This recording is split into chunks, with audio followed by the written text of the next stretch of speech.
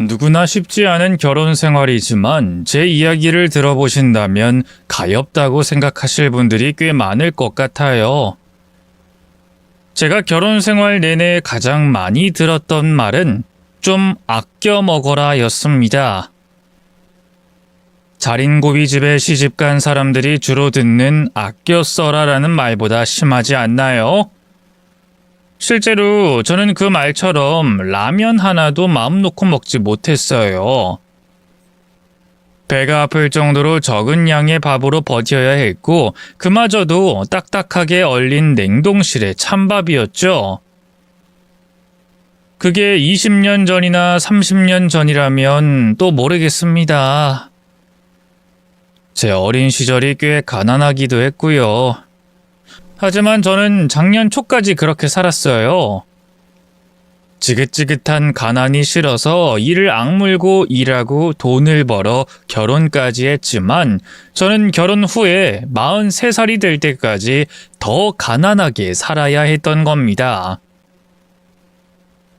그 시작은 이랬어요. 제가 31살의 늦은 나이에 결혼을 했을 때 저보다 3살이 더 많은 남편은 꽤 부지런하고 자신의 일에 열정적인 그런 사람이었죠.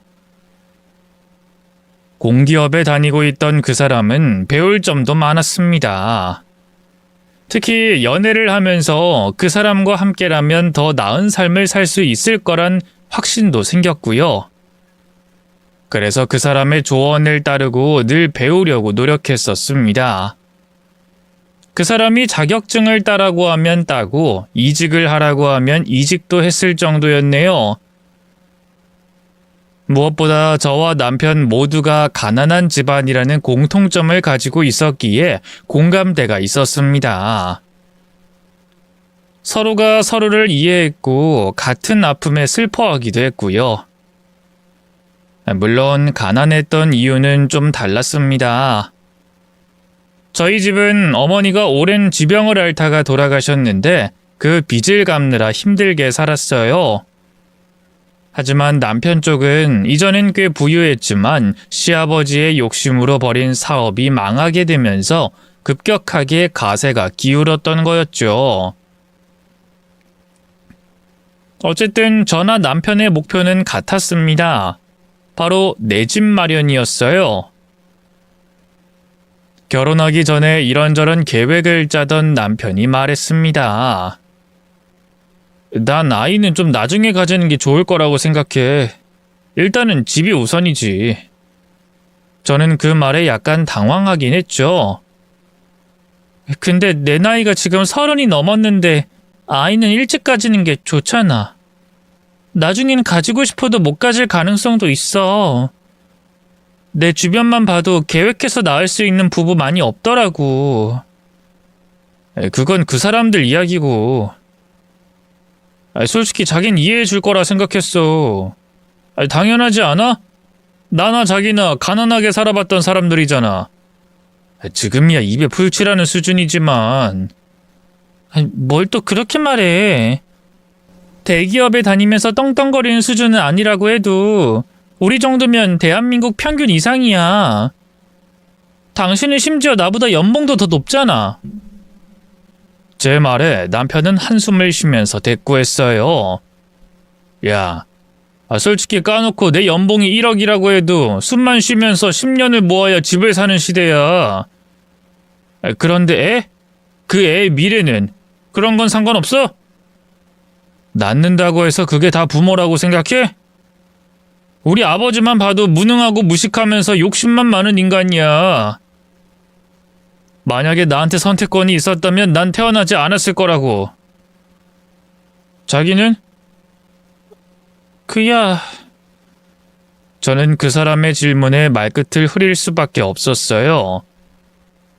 제가 어머니의 간병을 시작한 것은 겨우 14살의 나이였습니다.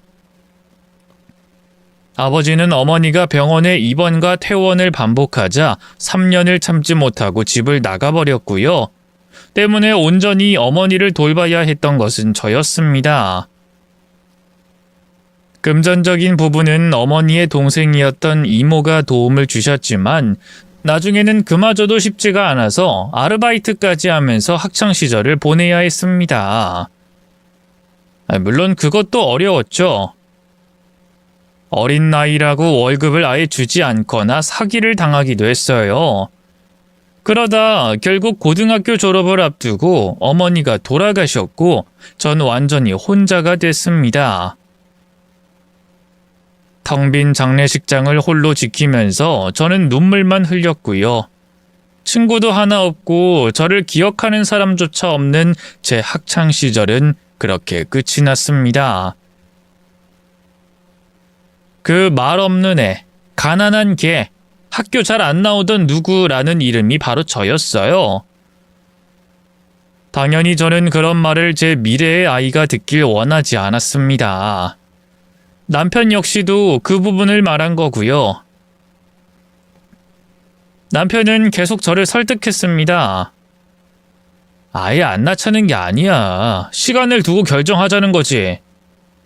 만약 아이 못 가지게 된다? 난 그것도 상관없어. 우리 둘이서만 잘 살면 그만이지. 하지만 오빠 부모님은 그런 생각 안 하실 텐데. 걱정 마. 우리 부모님 그런 말 아예 못해. 왜? 나한테 해준 게 없으니까. 우리한테 뭐라고 하실 자격 없다고. 정말 그럴까? 진짜야. 오빠 말만 믿어. 내가 언제 허튼 소리 하는 거 한 번이라도 들었어? 우린 최대한 이기적으로 돈 모으고 제대로 살아보자는 거야. 이용할 수 있는 건 이용하고 우린 아끼면서 돈 모아서 제대로 된 아파트로 들어가는 거야. 거기서 아이 낳고 잘 살면 된다고. 어때? 남편은 무척이나 계획적인 사람이었어요. 몇 년 안에 얼마까지, 또 3년 후에는 어디까지, 청약은 언제 놓고 중도금은 언제쯤 갚을 건지에 대한 장기적인 계획도 있었습니다. 더구나 좋은 대학에 괜찮은 직장까지 들어가서 재테크에도 밝았어요. 그러니 저는 전적으로 남편의 계획을 따르기로 한 겁니다. 하지만 딱 한 가지는 절대로 반대했네요. 그건 바로 시댁에서 시부모님을 모시면서 살자고 했던 거였습니다. 남편은 논리적으로 절 설득하더군요. 돈 모으려면 그 방법이 최고야. 지금 우리가 당장 어디 들어가는 거? 재밌겠지. 즐거울 거고. 하지만 그러면 돈 모으는 게 얼마나 힘들겠냐고. 하지만 저도 그건 지지 않고 받아줬습니다. 나 지금 전세로 들어간 빌라에서 신혼살림하면 되잖아. 전세금은 고정이야? 재계약하고 또 어디로 이사가고 결국 그 비용이 더 들어. 당장 불편하다고 텅 빈 집에 안 들어갈 이유가 있어? 없다니까? 전세도 결국 대출 끼고 들어간 거잖아. 뭐 이자는 하늘에서 떨어져?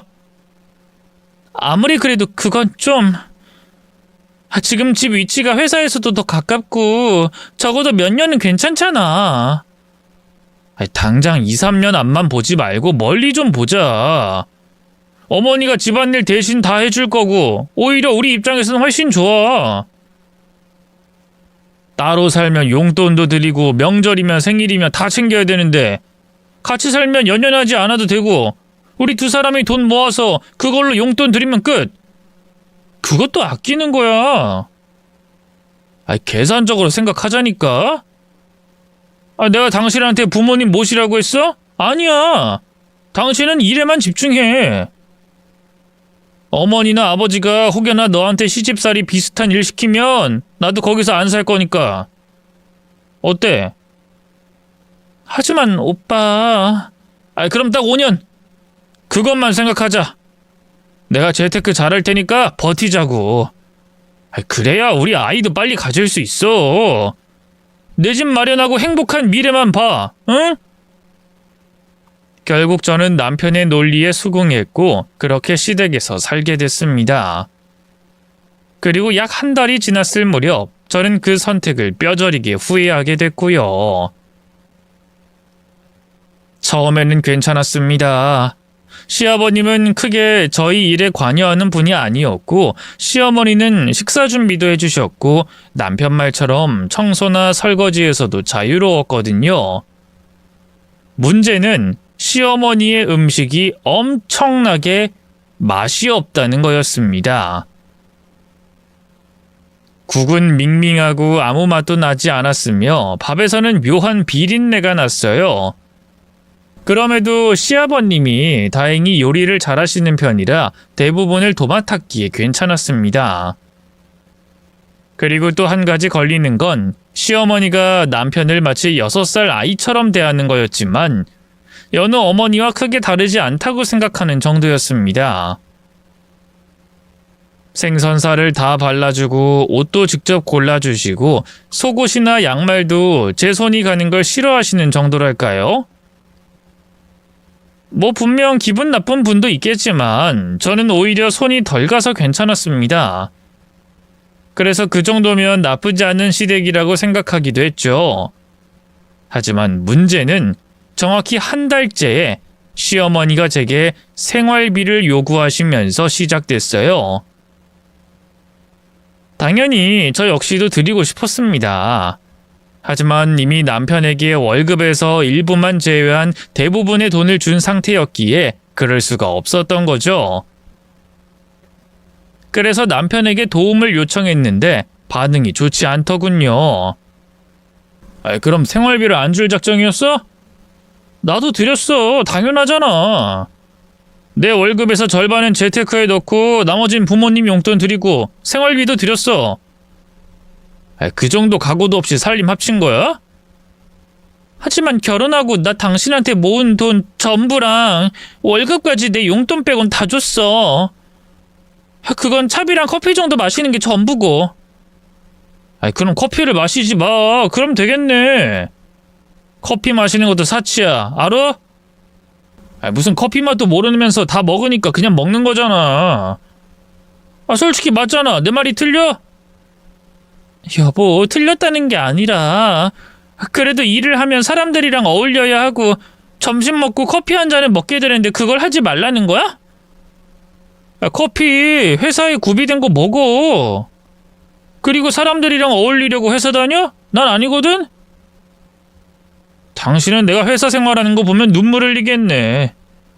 난 사람들이랑 어울리지 않아. 회사는 일을 하는 곳이야. 빌어먹을 침묵질 따위 하러 가는 곳이 아니라. 그래도 그건 너무 억지야. 하루에 한 잔, 그것도 가장 저렴한 걸로 먹기 때문에 어머님이 원하는 30만 원이 되지도 않아. 차비를 다 합해야 나오는 수준이라니까? 그럼 걸어 다녀. 살도 빠지고 좋잖아. 출근은 그렇다고 해도 퇴근은 그럴 수 있는 거 아니야? 당신이 와서 살림하는 것도 아니고. 아무리 그래도 1시간이 넘는 거리야. 거의 2시간은 걸릴 텐데 지금 나더러 걸어 다니라는 거야? 당신도 그렇게는 안 하잖아. 그럼 내가 그렇게 하면 당신도 그럴래? 우리 둘 다 힘 합쳐서 돈 모으기로 했으면 제대로 하는 게 맞지. 그러니까 나도 그렇게 걸어 다닐 테니까 당신도 그렇게 해. 됐지? 처음엔 오기였습니다. 그리고 정확히 딱 3달을 그렇게 했어요. 출근할 때만 버스를 탔고 퇴근할 땐 걸어서 왔죠. 첫날 구두를 신고 갔다가 발등이랑 발 뒤꿈치가 다 까져서 운동화까지 가지고 다니면서 말입니다. 동료들에게 커피를 끊기로 했다면서 거짓말까지 늘어났지만 결국엔 들키고 말았어요. 솔직히 한 사람만 커피를 안 마신다고 끝나는 일이 아니었습니다. 일을 하다 보면 돌아가면서 커피 한 잔을 살 경우도 있고 대리 결제를 부탁받기도 하니까요.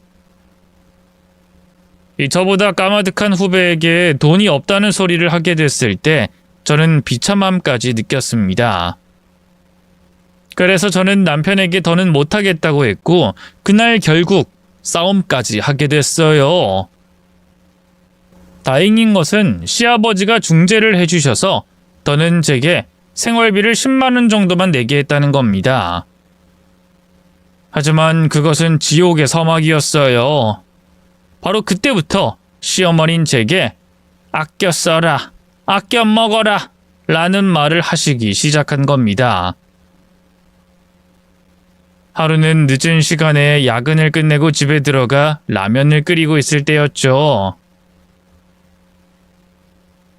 시어머니는 제가 부엌에서 라면을 끓이는 걸 보셨음에도 불을 꺼버리시며 말씀하셨어요. 도둑 새끼도 아니고 몰래 들어와서 야금야금 목구멍에 크게 넘어가니? 온 집에 냄새를 풍기는 것도 모자라서 그걸 혼자 다 먹을 거라고 끓이는 거야? 불은 온 전신에 다 켜놓고.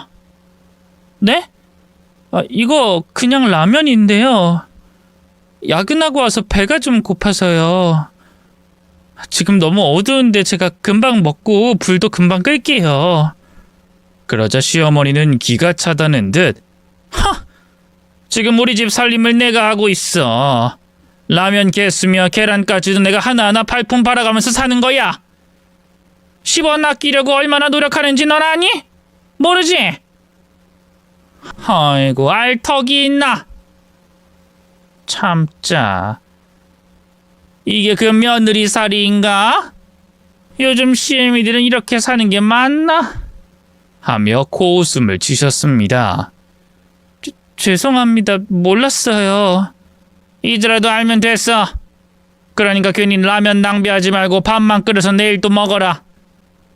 애초에 늦은 시간에 불 켜고 뭘 만들지도 말고 늦은 시간에 먹으면 그게 다 살로 가. 그리고 너도 마냥 어린 나이 아니야. 그게 병이 되는 거야. 병이 들면 또 돈 나가고 돈 나가면 내 아들 주머니에서 나가겠지. 넌 월급도 내 아들 반토막 아니냐? 반은 아니고요. 또 너는 그 말 대꾸는 안 할 수 없니? 넌 미안하지도 않아? 양심도 없어? 우리 아들이 너 먹여 살리겠다고 저 고생을 하고 있잖니? 비록 너희 시아버지 때문에 우리 집이 이렇게 구질구질하게 망하긴 했어도 내 아들 고생 한 번 안 시켰어. 자기 하고 싶은 거 다 하게 해주고 바람이라도 불면 날아갈까 그저 보물단지처럼 애지중지 곱게만 길렀다고. 근데 그런 내 아들이 너랑 잘 살겠다고 아등바등 저렇게 노력하고 회사를 다니는데 넌 어쩌면 그런 생각 자체를 안 해? 얼른 돈 모아서 분가를 할 생각이면 아끼고 또 아낄 생각을 해야지. 그리고 이 집 살림도 다 네 돈이라고 생각을 하면서 아껴야 되는 건 당연한 거 아니니? 그냥 펑펑 라면 국물도 싹 다 버리면서 펑펑 아주 부잣집 만화님이 따로 없어. 먹을 거면 불 끄고 먹어라. 다른 사람들 다 찾는데 이러지 말고. 고작 라면 하나였습니다. 다른 것도 아니고 라면이요. 그럼에도 시어머니는 저런 말들을 제게 쏟아낸 거였죠. 설명을 좀 더 하자면 제가 다니던 회사가 그렇게 복지가 좋은 곳은 아니었기에 점심 식대는 제공했지만 야근할 때는 개인 사비가 필요했어요. 하지만 결혼하고 남편이 제 돈을 전부 관리하고 있었기에 제게 남는 돈은 없었죠. 그래서 저는 쫄쫄 굶으며 일만 했고 손가락에 힘도 제대로 들어가지 않는 상태로 집에 와서 라면을 끓인 거였죠. 헌데 시어머니가 제게 그런 말들을 한 거였습니다. 그날 불 꺼진 부엌에서 팅팅 불어버린 반쪽 라면을 먹는데 얼마나 서러운지 눈물을 뚝뚝 흘렸네요. 병원비에 약값에 허덕이면서 어머니와 단둘이 살았을 때에도 먹을 걸로 그렇게 서러웠던 적은 없었습니다. 비록 풍족하진 않았고 늘 부족했지만 어머니는 결코 음식을 아끼진 않았어요. 그런데 이를 악물고 일해서 돈을 벌고 있음에도 그때보다 더 가난하다는 생각이 들었고 너무 괴롭고 힘들었습니다. 주말엔 특히나 나물 하나와 김, 김치, 찬밥을 먹었어야 했고요. 의지할 수 있는 사람이라도 있다면 좋았겠지만 남편은 오히려 한술 더 떴죠. 하루는 현재 상황에 대해서 힘들다는 제게 이러더군요. 난 회사에서 어떤 취급받는 줄 알아? 거지야, 거지. 난 그냥 당당하게 말을 해. 난 돈 없다고. 가난한 게 부끄러워? 아니, 난 가난하지 않은 척하면서 남들처럼 하고 싶은 거 다 하고 사는 인간들이 더 부끄러워. 현실을 인정하고 받아들이는 거, 그건 부끄러운 일이 아니야. 오히려 자랑스러운 일이지. 근데 왜 당신은 매번 이렇게 징징거려? 징징? 지금 그렇게 표현하는 거야? 그럼 뭘 어떻게 표현해야 되는데? 뭐 징징거리시나요? 뭐 이렇게 다정하게 물어? 저축하는 거 동의한 건 당신이야. 우리 둘 다 잘 살자고 그러는 거잖아. 고작 몇 달인데 그걸 가지고 싫다고 이러는 거야? 내가 당신을 어디까지 봐줘야 해? 저축하는 게 싫다는 게 아니야. 다만 여유가 될 정도는 필요해. 나 팀장이야. 이러다가 승진에 밀릴 수도 있겠다는 생각이 든다고. 당신이 뭐라 그랬어? 당장 앞이 아니라 미래를 보자며. 근데 내 생활비가 원래 30이었을 때도 힘들었지만 지금은 겨우 20이야. 이게 말이 돼? 왜 말이 안 돼? 어머니가 당신한테 생활비 10만 원만 받은 거잖아. 양심이 있으면 그 정도는 드리는 게 맞지. 나도 드렸어. 난 당신이랑 다르게 30만 원 드렸고 공평하잖아. 솔직히 우리가 입고 먹고 자고 하는 비용 치고는 저렴한 거 아니야? 어머니가 그러는 거 난 이해되거든? 나도 이해된다고. 생활비 더 드려야 한다고 생각도 들고. 근데 그럼 모으는 돈을 줄여야지. 내 생활비에서 줄이는 게 아니라는 거야. 그러니 차라리 다시 조율하자는 거잖아. 그렇게는 못하지. 내 집 마련하려면 이 정도는 기본이야. 무조건 모아야 하는 돈이라고. 우리 결혼하면서 다짐했잖아. 아이 가지고 싶지 않아? 그럼 집이 있어야지. 아니야? 그럼 당신이 좀 더 부담해줘. 집에서 밥이라도 편안하게 먹게 해달라고. 왜 나한테 불똥이 튀어? 이미 생활비도 내가 더 많이 내는데 나한테 고마워해야지. 당신이 나보다 돈을 더 잘 벌잖아. 월급으로 따지면 90만 원 정도는 더 벌고. 그래? 지금 그렇게 나온다 이거지? 좋아. 그럼 내 생활비 내역 공개해 줄까? 뭐? 내 카드 내역 보여준다고. 내가 하루에 얼마를 쓰는지. 저는 그날 충격을 받을 수밖에 없었습니다. 남편은 실제로 자신이 쓰는 통장의 돈을 보여줬어요. 그런데 차비는 고사하고 커피 한 잔 정도 결제된 게 한 달 내역의 전부였습니다. 그러면서 자신이 직급도 훨씬 더 높고 부하 직원도 더 많다는 걸 강조하면서 제게 문제가 있다고 하더군요. 거기다가 오만하고 낭비가 많으며 절제할 줄 모른다며 비난받았고요. 솔직히 그때는 할 말이 없었습니다. 아마 누구라도 그 상황이 되면 내가 문제인가 하는 생각이 들 수밖에 없었을 거예요. 저 혼자만 노력하는 게 아니라 남편이 더더욱 아끼고 있는 상황이었으니까 말이죠. 남편은 집에서 회사까지의 거리가 1시간 50분 정도였습니다. 그것도 정말 빨리 걸었을 때 가능한 시간이었죠. 그럼에도 불구하고 언제부턴가 그곳을 내리 걸어 다니고 있었던 겁니다.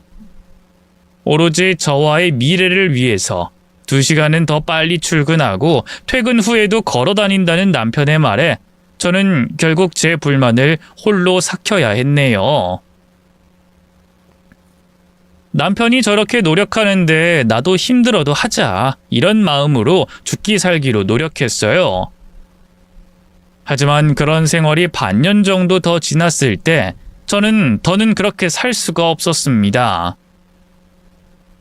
아끼면서 살 수는 있지만 주변 사람들에게 피해를 끼치고 있는 걸 견디지 못하겠더라고요.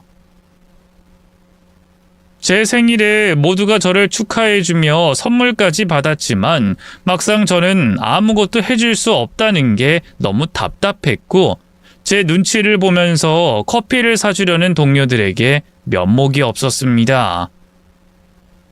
그래서 제가 선택한 것은 몰래 일을 하는 거였어요. 마침 친구가 아는 쇼핑몰에서 포장 일을 구한다는 말에 제가 하겠다고 나섰던 겁니다. 평일에 1시간에서 2시간 정도 했고 주말엔 오전 내내 일을 했어요. 하지만 그건 역시 통장으로 입금이 됐기에 제 통장 내역을 수시로 확인하는 남편에게 2달 만에 들켰죠. 당장이라도 그만두라고 할 줄 알았는데 남편은 오히려 환영을 했습니다. 문제는 그 환영의 이유가 돈이었다는 거였어요. 잘 됐네. 아예 주말엔 내내 다녀. 밤에도 3시간이든 4시간이든 더 하고. 뭐? 아무리 그래도 주말엔 쉬어야지. 평일 내내 일한 사람한테 지금 그게 할 소리야? 그냥 난 한 10만 원, 20만 원 더 벌자는 식이었어. 그렇게 할 수밖에 없고. 당신 웃긴다. 지금 발언 굉장히 이기적인 말인 건 알고 있어? 뭐가? 뭐가 이기적이라는 거야? 우리 가족들 몰래 일하면서 본인 커피값에 용돈하는 건 좋은데 그 이상은 싫다는 거잖아. 이게 이기적인 거야. 할 수 있으면서 남편 능력 믿고 편하게 가려는 마음가짐. 해보지도 않고 피곤하다고 쉬어야 한다고 하는 그 게으름까지 다 이기적이지. 아무리 그래도 사람이 좀 쉬면서 해야지. 그리고 야근하거나 하면 거기서 일하기 힘들어. 친구가 배려해 주니까 하는 거고. 거길 지금 일처럼 다니라는 거잖아. 일정 금액 넘으면 회사에서도 알아. 겸업이 금지인데 들키면 어쩌라고 그러는 거야? 들킬 수 있다면서 이미 했잖아. 10만 원이랑 100만 원이랑 뭐 그게 다르다고. 애초에 친구가 배려해 준다며. 그 정도도 처리 안 해주겠어? 아예 현금으로 달라고 해. 아니면 우리 엄마 통장으로 받아도 되고. 그럼 되잖아. 이왕 이렇게 된 거 앞으로 어머니한테 드리는 생활비도 정상적으로 드리고 그럼 라면을 먹었다는 등 그런 헛소리도 안 나올 거 아니냐고. 그건 경우가 아니지. 친구한테 그런 말을 하라는 거야? 친구는 그 정도 발언은 해도 되는 존재야. 사정 좀 봐달라는 말을 못하겠다는 당신 하는 짓도 경우가 아니야. 어쨌든 난 말했어. 이왕 일 하나 더 하는 거 더 열심히 벌어. 그래야 우리가 하루라도 빨리 자리 잡는 거야. 나 죽었다고 생각하고 하라고.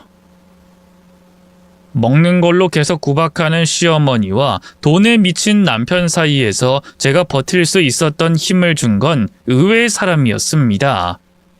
바로 시아버지였어요. 사실 시아버님은 결혼했을 때부터 몇 년 동안은 제게 말을 거는 법도 거의 없었습니다. 늘 가족들 사이에 있어도 겉도는 느낌이었고 시어머니는 눈만 마주치면 큰 소리를 내시곤 하셨어요. 대부분은 이런 말이었죠. 당신은 그게 입으로 넘어가? 아주 본인 입만 입이지. 자식 새끼는 저렇게 누구 때문에 고생을 하는데. 당신이 사업만 그따위로 안 했어봐. 우리가 왜 이런 고생을 해? 지금쯤 외국 어디에서 햇빛이나 받으면서 여유롭게 살았지. 아이.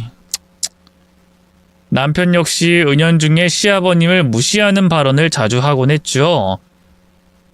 무슨 말을 하다가 아버지는 이제는 늙어서 못할 거다. 알아듣지도 못할 거다. 이런 식으로 말입니다. 그럼에도 시아버님은 늘 죄인처럼 고개를 숙이곤 하셨어요. 그러다가 제가 결혼하고 4년차가 됐을 때 시아버지와 우연히 집 앞에서 마주쳤습니다. 거의 밤 11시가 가까운 시간이었는데 비에 쫄딱 젖어서 집 근처에 서서 담배를 태우고 있으셨어요. 제가 인사를 하자 아버님은 깜짝 놀라셨죠. 이렇게 늦은 시간에 들어와? 혼자서 위험하게 택시라도 타고 오지. 저는 어색하게 웃었습니다. 일을 하나 더 늘렸거든요. 뭐? 무슨 일?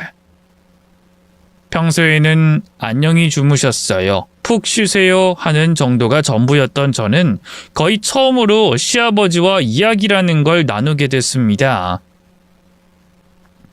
그 당시에 남편의 강요로 인해 결국 쇼핑몰 일을 부업으로 하고 있었거든요. 대충 그 이야기를 설명해 드렸죠. 그랬더니 시아버지의 표정은 어둡게 변하더군요. 할 말이 많은 얼굴이었지만 망설이다가 입을 다물곤 제게 물었습니다. 아가, 너 밥은 먹었니? 밥은 먹고 다니는 거 맞아? 그게 아직요.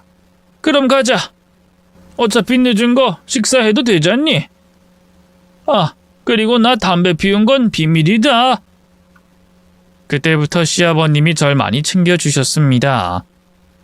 어떤 날은 돌아오면 식탁 위에 붕어빵이 있기도 했고 카스테라와 바나나 우유가 있기도 했어요. 제가 늦게 들어오는 날이면 제 야식을 챙겨주듯이 그렇게 항상 준비해 주셨죠.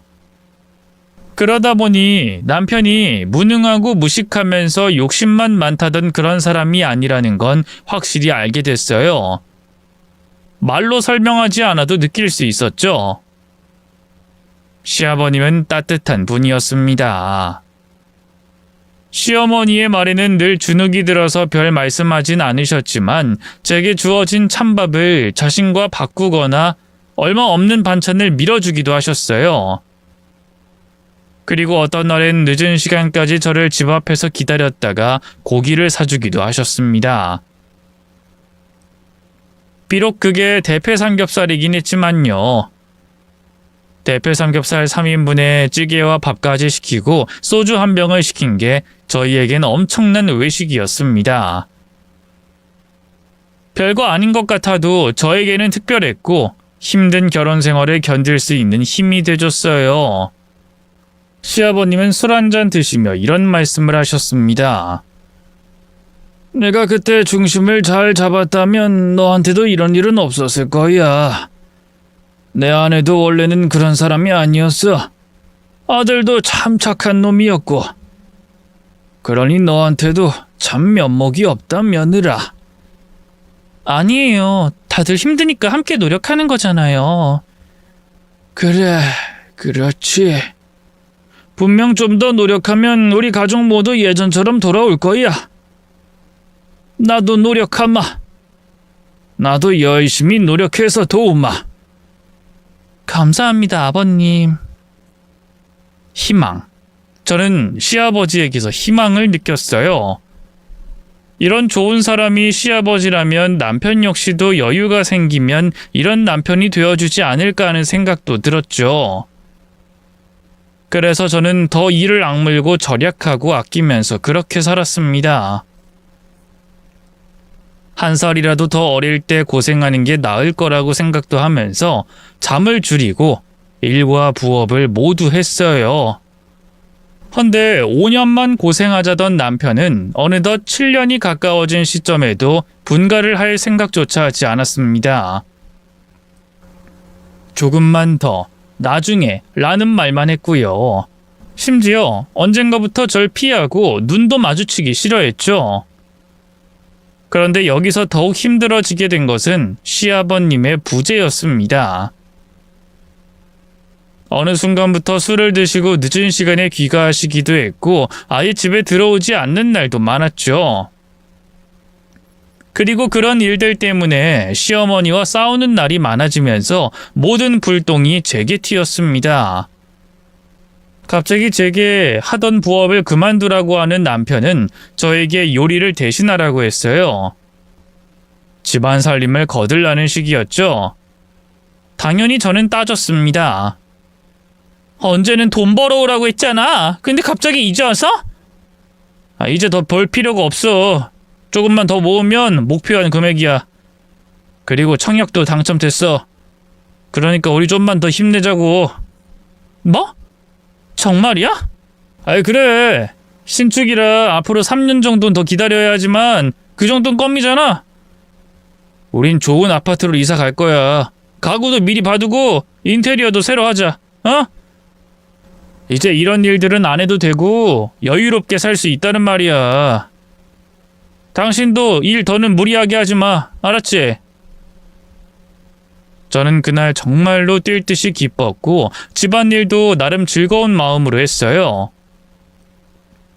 재료 아끼라는 시어머니의 목소리가 옥구슬 굴러가는 소리로 들릴 정도였으니 말 다 했죠.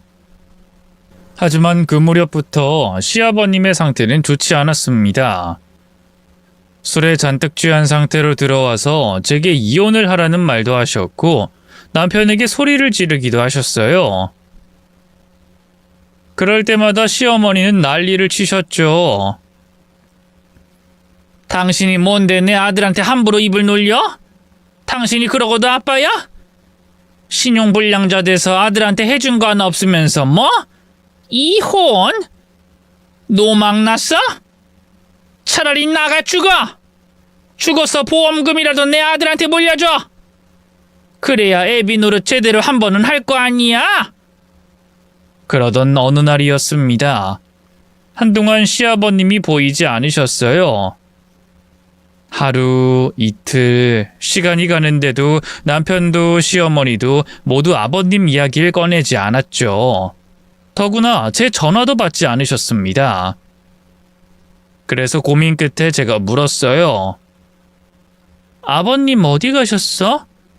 당신 뭐 아는 거 있어? 전화도 안 받으시고. 그때 식사를 하고 있던 중이었는데 남편이 수저를 쾅 놓고는 방으로 들어갔고 시어머니는 저를 타박하기 시작했습니다. 그 인간이 안 보이면 뭐 네가 뭘 할 수 있는데? 몰랐는데 내 남편이랑 너랑 꽤 친했던 모양이네? 지금 우리 집 분위기 알면서 굳이 그런 말 꺼내야 속이 후련하니? 아니 그래도 가족인데 물어볼 순 있잖아요. 좋다. 그래. 그 사람 병원에 있다. 됐니? 저는 너무 놀라서 밥을 먹다가 일어나며 소리쳤죠. 네? 아 시끄러. 에이 떨어지겠네. 술병 제대로 나서 뒷목 잡고 쓰러졌어. 그래서 병원에 있고. 뭐 혈관이 터졌다나? 지금 그 인간 말도 제대로 못하고 거동도 불편해. 그럼 누구라도 병원에 있어야죠. 간병인 있잖아. 그 정도면 됐지. 너도 돈 벌어야 하고 애빈 두말할 것도 없고. 그렇다고 늙은 내가 하니? 난 그럴 힘도 정도 없다. 그렇게 가슴 아프면 네가 알아서 해보든가. 무심한 얼굴로 그런 말을 하는 시어머니가 저는 너무 소름 끼쳤습니다. 그래서 저는 그날 바로 병원으로 향했어요. 아버님의 상태는 말이 아니었습니다. 간병인이 돌보긴 했다지만 가족들도 한번 오지 않는 환자를 제대로 돌봐주지 않는 듯 했고요. 그렇게 그날 이후로 제가 쭉 아버님을 돌봤습니다. 회사에 그간 쓰지 않았던 연차를 써서 많은 시간을 병실에서 보냈죠. 그럼에도 불구하고 시어머니와 남편은 오지 않았습니다. 제가 약 2주 동안 보면서 병원을 찾아온 곳은 친구분들 몇 분이 전부였고요. 그러다가 시아버지는 퇴원을 하게 됐고 집까지 모시고 갔습니다. 미리 남편과 시어머니에게 퇴원 사실을 말했는데 그간 저희가 옷방으로 쓰던 골방을 비워 침실을 마련해 놨더군요. 냉기가 돌고 환기도 잘 되지 않는 곳이었는데도 시어머니는 아픈 시아버지와 한 방을 쓰길 거부했습니다. 남편은 이런 말도 했어요. 당신은 차라리 간병인이 되는 게 돈방석에 앉는 길이었을 수도 있겠다. 그렇잖아. 어릴 때는 친어머니 간병하다가 이젠 나이 들어서 늙은 시부 간병이라니. 자기 팔자 자기가 꼰다는 말이 딱이야. 그냥 적당히 있다가 요양원 보내면 끝인데 사서 고생이네. 당신, 우리한테 나중에 죽는 소리 하지 마. 당신이 선택한 거니까. 당신 미쳤어? 아버님 앞에서 그게 무슨 말이야? 내가 뭐?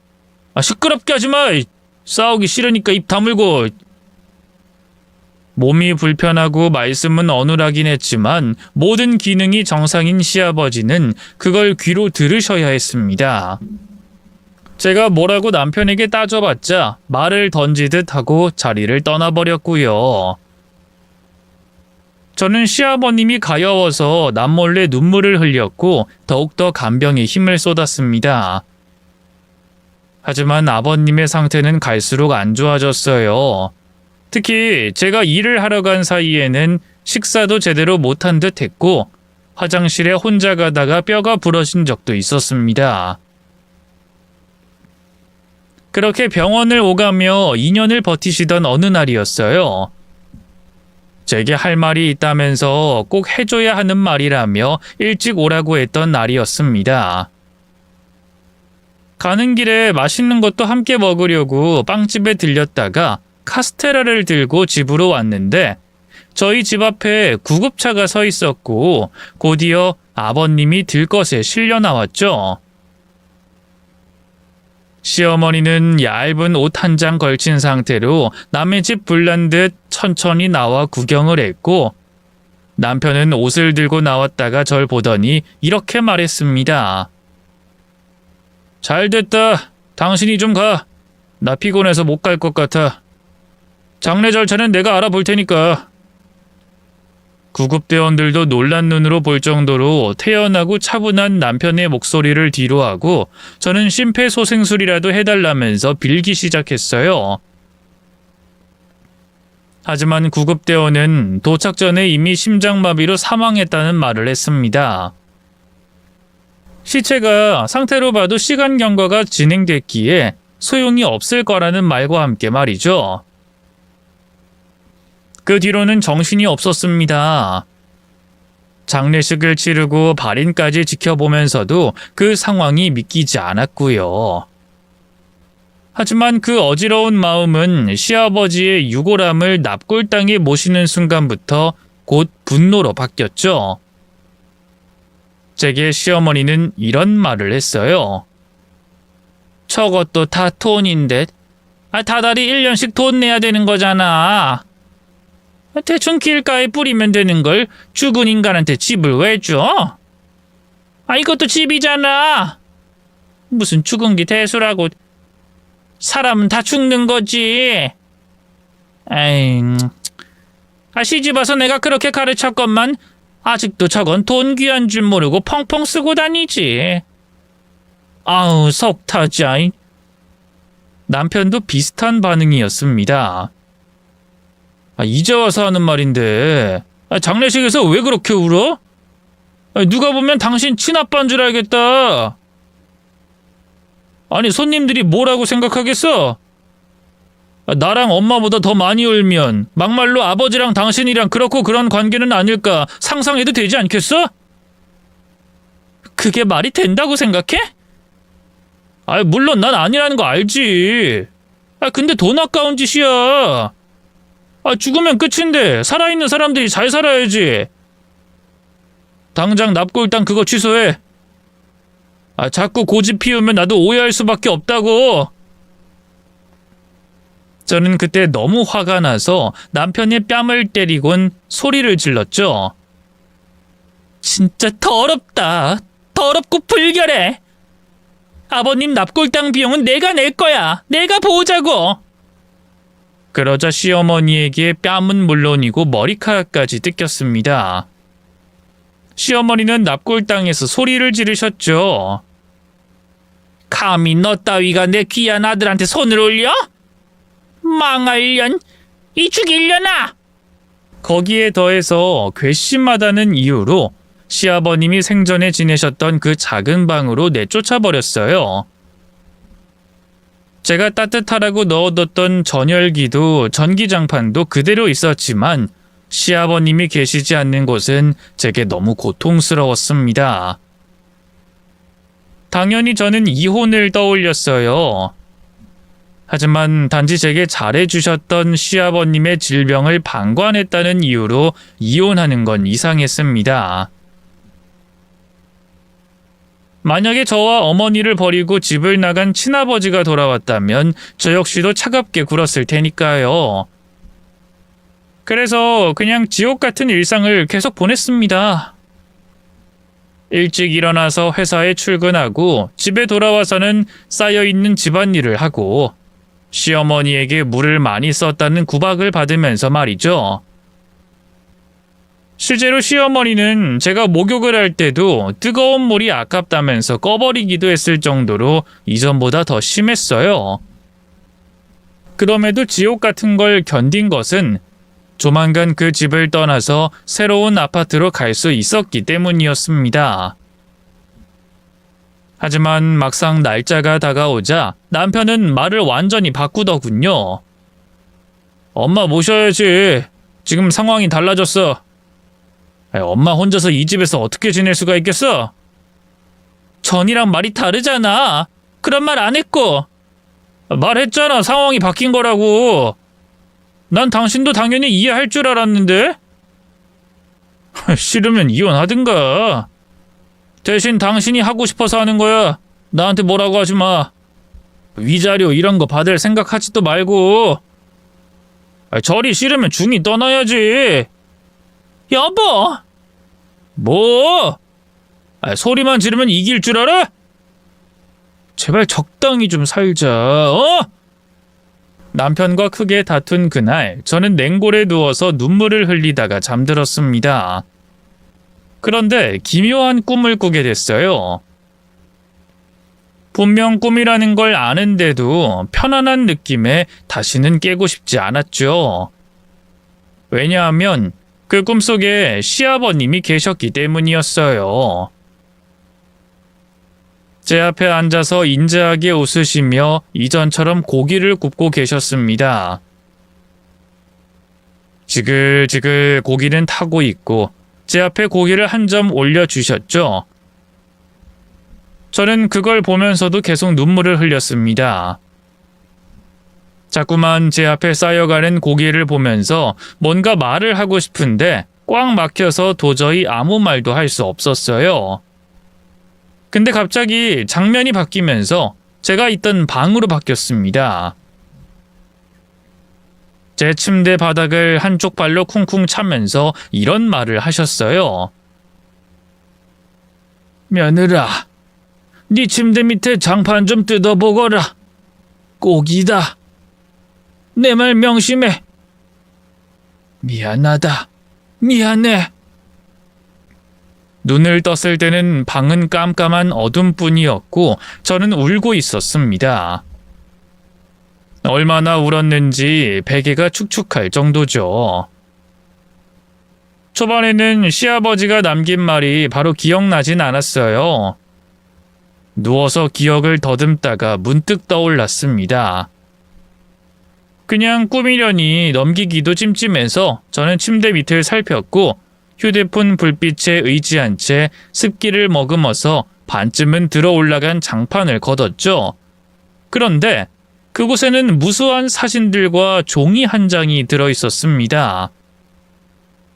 순간 이게 말이 되나 하며 혼란스러웠지만 마음을 가다듬고 내용들을 확인했어요. 사진 속에는 낯선 여자와 끌어안고 있는 남편의 사진들이 있었죠. 손은 벌벌 떨렸지만 이내 남편이 바람을 피우는 사실을 받아들였어요. 저는 침착하게 그것들을 쭉 보다가 마른 침을 삼키며 종이를 봤습니다. 삐뚤삐뚤하게 적힌 시아버님의 글씨였어요.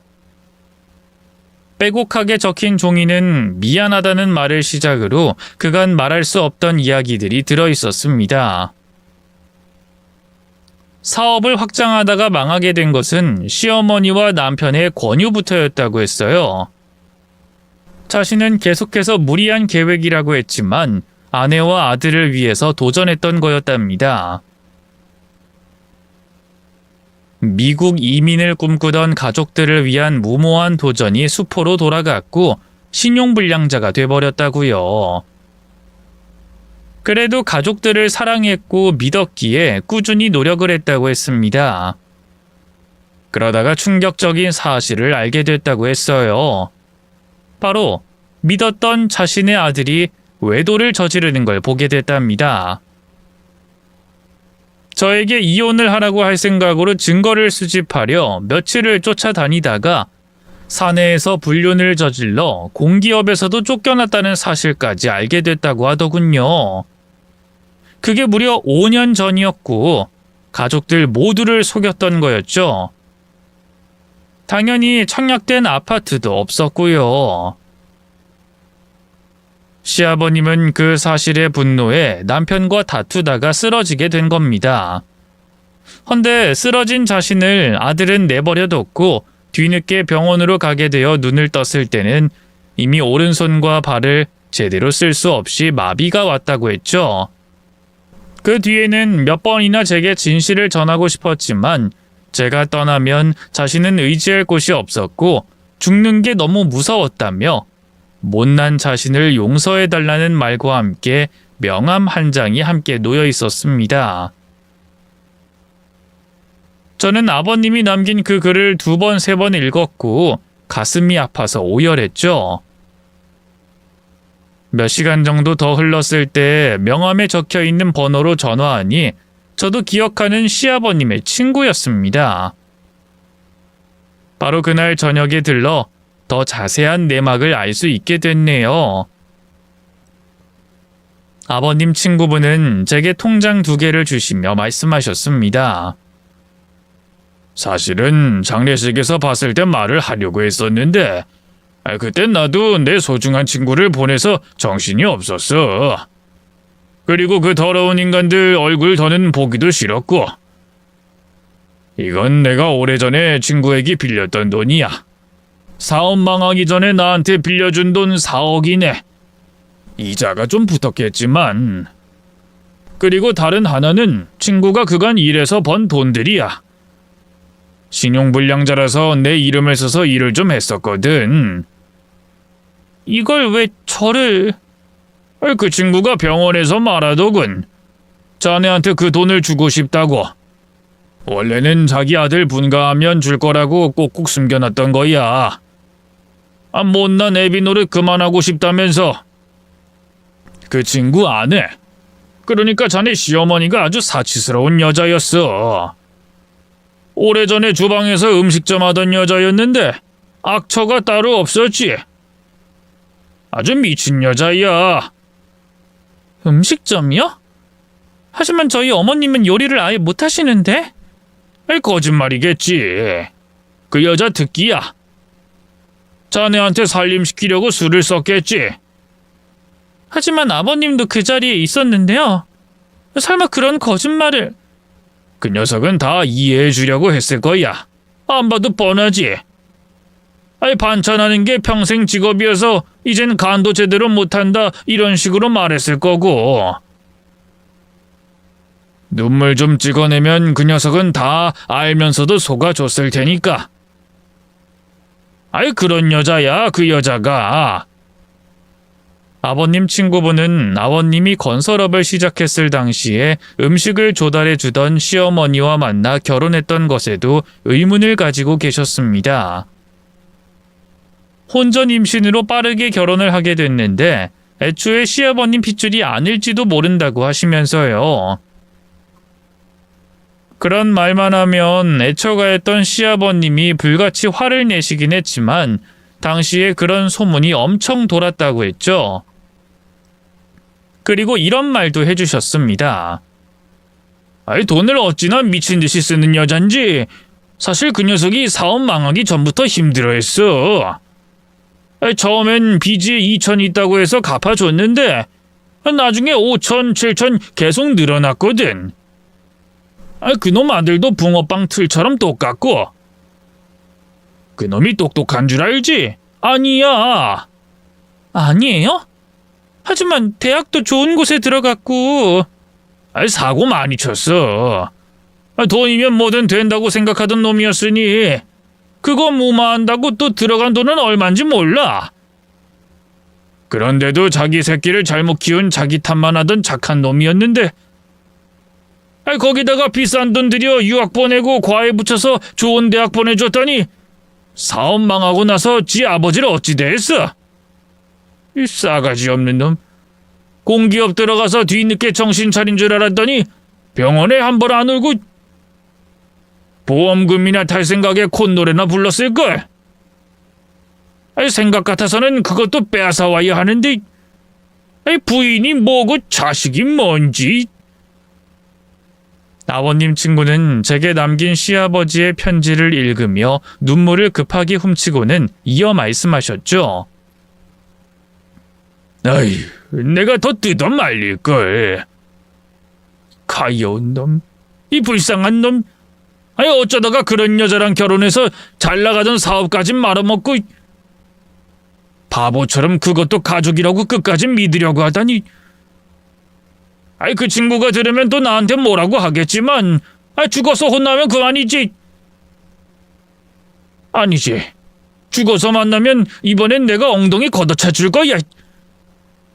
그래도 결국 봐. 결국 그 녀석도 불안하니까 이 돈을 망할 인간들에게 그냥 못 줬겠지. 내가 친구에게 빌렸던 돈은 애초에 10년 전에 갚겠다고 했었어. 그런데도 굳이 안 받고 나한테 맡겼다는 건 그런 의미거든. 믿고 싶었겠지만 믿을 수 없는 인간들이 맞았다는 거. 그나저나 자네 이혼을 할 생각이긴 한 거지? 네, 하려고요. 증거도 있고 제 돈을 돌려받고 싶기도 해서요. 좋은 생각이긴 해. 근데 아마 자네가 모았다던 그 돈은 없을 거야. 그 인간들이라면 그러고도 남을 테니까. 아마 이제까지 자네 돈으로 먹고 살았을걸. 그래도 불륜 증거 있으니 최대한 싸워. 내가 아는 변호사 소개해 줄 테니. 그리고 얻어낼 거 다 얻고 이것 가지고 새 출발해. 그 녀석 유언이야. 유언이야? 정확히는 내 며느리가 새 출발해서 행복하게 살길 바란다고 했었지. 병원에 있는 내내 그 말을 몇 번이나 했어. 자네한테 미안하다는 말도 전해달라고 했고. 늦게 말해서 자네가 고생한 것도 알지만 내 친구가 자네를 많이 의지하는 걸 알아서 나도 어쩔 수 없었어. 미안해. 저는 눈물을 쏟았습니다. 분해서? 억울해서? 물론 그런 것도 없진 않겠지만 정작 제게 잘못한 인간들이 아니라 갈 때까지도 제게 미안해 했어야 할 시아버님이 너무 가여워서 눈물이 났습니다. 그렇게 저는 딱 이맘때인 작년 5월에 이혼 소송을 진행했어요. 그런데 남편은 정말로 빈털터리였고 가진 돈은 대부분 유흥비로 탕진했다는 것도 알게 됐습니다. 재테크니 뭐니 한다고 가져간 돈으로는 주식하다가 까먹었고요. 당연히 걸어서 출퇴근하는 알뜰한 남편도 아니었습니다. 그저 남편이 실직하고 출근하는 척하면서 PC방에서 있었던 거니까요. 그런 사실을 뒤늦게 알게 된 시어머니는 이혼을 반대했지만 그저 자신들의 생활비를 벌어줄 사람이 필요했던 것뿐이었어요. 제게 이러더군요. 오죽하면 걔가 그런 거짓말을 했겠니? 내 아들이 얼마나 마음이 여린데. 애가 어려서 그래. 이게 다 너 상처 주기 싫어서 그런 거야. 그러니까 좀 여자가 고분고분 넘어가고 용서해야지. 그래야 남자가 정신 차리고 제대로 사내 구실도 하는 거야. 당연히 모든 걸 무시했고 그나마 남은 돈의 대부분을 제 위자료로 지급받게 됐습니다. 그러자 남편이 제 앞에 무릎을 꿇고 싹싹 빌더군요. 나 그 여자랑 헤어진 지 오래야. 사진에 나온 건 진짜 잠깐. 회사 둘 다 잘리고 힘들어서 서로 잠깐 이야기 좀 나눈 거였다고. 그리고 당신도 나 알잖아. 나 능력도 있고 한다면 하는 사람인 거. 알지? 알잖아. 그러니까 이번 한 번만 그냥 봐줘. 어? 먼저 이혼하자는 건 당신이었잖아. 절이 싫으면 중이 떠나라며. 왜? 나한테 청약한 걸 들킬까봐 그렇게 말해서 나가 떨어지게 하려고 했니? 그땐 무서워서 그랬지. 당신 없으면 나랑 엄마는 뭐 먹고 살아? 상황이 그랬잖아. 내 상황도 바뀌었어. 그리고 당신이 말했잖아. 거지인 거 인정하고 살면 된다고. 딱 그런 마음가짐으로 살면 되겠네. 물론 이번엔 진짜 거지라는 게 다르긴 하겠지만. 진짜 이렇게 계산적으로 굴 거야?